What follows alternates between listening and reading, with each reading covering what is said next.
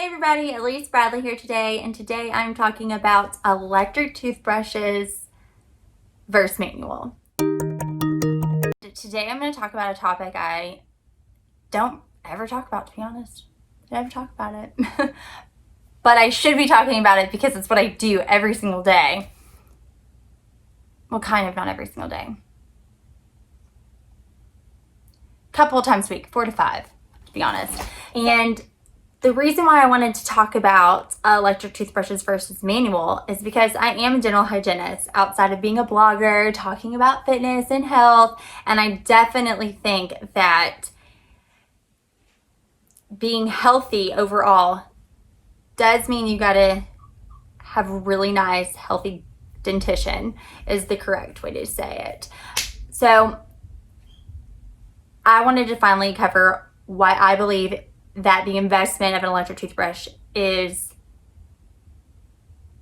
well, I'm going to say necessary, but I think it's a very good investment to make over using a manual toothbrush. So let's go off and start with this. Plaque is something that can make your gums, your dentition, which is actually, this are your gums, okay? It can cause a lot of problems to the health overall of your teeth, meaning it can lead to gingivitis, which is inflammation and bleeding of your gums, periodontal disease, which is bone loss around your teeth, and also it can lead to cavities being formed in your mouth. So is an electric toothbrush worth the investment, or can you just use a manual toothbrush?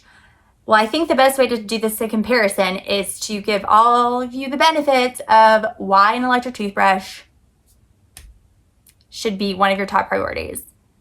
Besides, they're freaking awesome. I mean, freaking awesome. All right, number one thing, the average person only brushes for 45 seconds to 70 seconds per session, which we're told to brush morning and nighttime. And that is using a manual toothbrush. You're supposed to brush for 2 minutes if you didn't know that. So that's the number one thing, that we're not brushing as long as we're supposed to. So we're going to miss removing plaque and bacteria within our mouths. Number two thing is that the amount of strokes that you can do with a manual toothbrush. The average person does about 200 to 400 strokes per session. That's just not a lot of strokes if you think about it, but you have to actually know how to use the toothbrush first. So I guess I'll go ahead and show you guys. When you're using your toothbrush, you're supposed to take your palm, you're supposed to use it like this, see it? You're supposed to do a circular motion beginning at your gum line. So you're supposed to, angle it, 45-degree angle, and you're supposed to do a circular motion, make sure you get on the gum line, all that good stuff. Most of us don't take the time, are not very thorough and effective with a manual toothbrush. It's like we're doing it to do it because we know we're supposed to. So in comparison to an electric toothbrush, the average person that owns an electric toothbrush, they will get to that 2 minutes because most of the electric toothbrushes on the market have a timer. The timer helps you to know that you're getting to the 2 minutes. And let me show you that. So this is the Oral-B. So literally,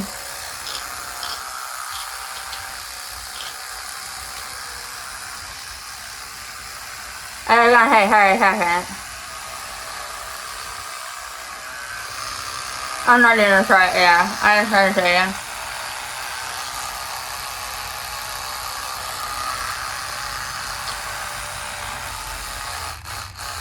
Do you hear that buzz? That buzz means I gotta go to the other side now. So it makes sure that I do 30 seconds to the center, 30 seconds to the center, 30 seconds on the bottom, 30 seconds over here. Okay? Equals 2 minutes, right? Minute on top, minute on bottom. So this is a rotating oscillating toothbrush by Oral-B.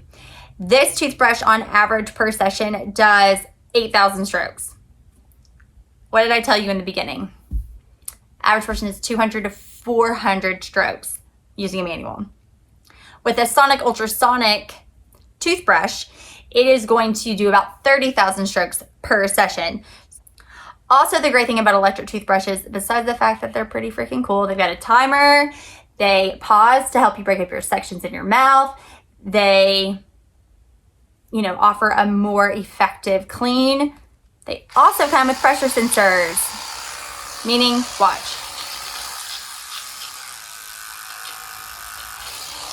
When I press too hard, it turned red. So some of us do this, right? What happens is you get recession. Over time, you enter your gums. People think, oh, I use an medium toothbrush. Harder the better. The more I brush harder, the better I'm doing. No. I used to think the same thing, actually. I thought if I brushed harder, I wouldn't have to floss. Lie. That is such a lie. Anyways, so what happens is our gums actually get injured, meaning they start to recede. They go up the opposite direction. They expose our nerve ending of the root structure of our tooth, and it causes us to lead into sensitivity issues to cold. And it doesn't grow back. I was going to show you mine, but I forget where mine's at. Let me see. It's right here. There's our recession. Like, you can feel it with your nail. It goes... You can feel the difference between it because you know that it's like a different part of the tooth structure if you feel up at the gum line. So we're supposed to be massaging our gums, and what that pressure sensor offers us is the ability to know and acknowledge that we're applying too much pressure to the handle and we're brushing too hard and we need to back up. So the Oral-B turns red and the Sonicare actually stops. So that's pretty cool. Also, I wanted to mention that the newer models actually have different levels of power on them. So they'll have one that the feather means like sensitive, it's lighter pressure. So you'll change it up.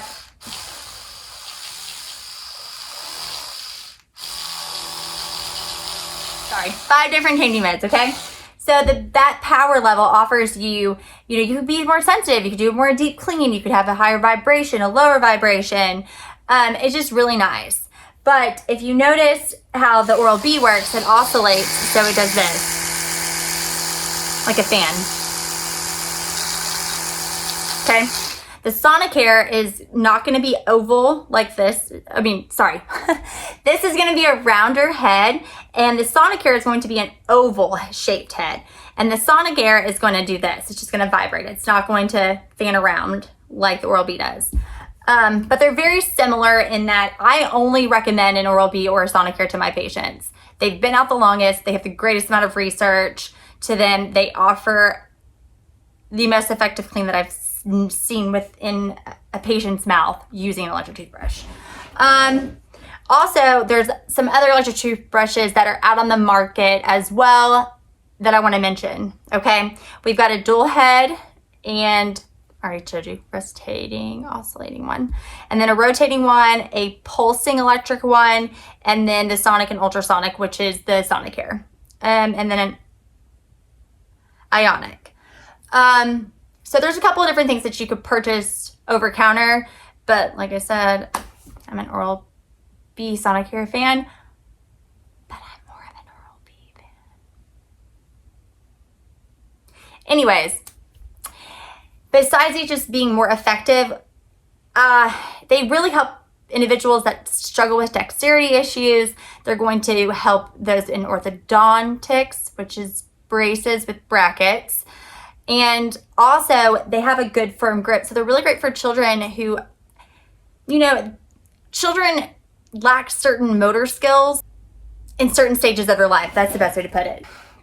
Next, so a study actually proved that when using an electric toothbrush, most people focus and concentrated on a specific pattern of brushing than they would usually with a manual. It probably with just all the noises and the sounds and the vibrations, you're focused a little bit more. I want to mention that there's another study out that showed that in just 3 months, those using an electric toothbrush routinely had 20% plaque reduction and an 11% gingivitis reduction. I want to leave you on a final thought. So when you go I read this in today's RDH article. She said, when it comes to an electric toothbrush versus using a manual toothbrush, think about it. You can use a manual toothbrush like you can mix cake by hand.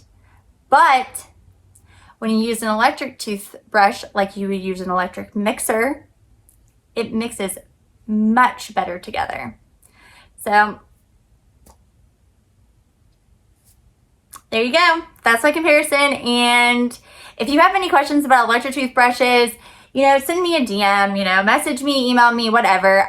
Can answer any questions you want to. I just really wanted to kind of address something that I really feel very passionate about, and that is oral health. I really do. I love what I do. I love talking to my patients. Oh, by the way, I'm not represented by Oral-B. I might want to say that. This is an article that I will attach to the bottom if you want any more thorough information. Also, some of this was my opinions. The Oral-B was my opinions, so there you go. And I want to mention, I don't get paid to do this. I just did this because I thought you should know. I don't represent Oral-B.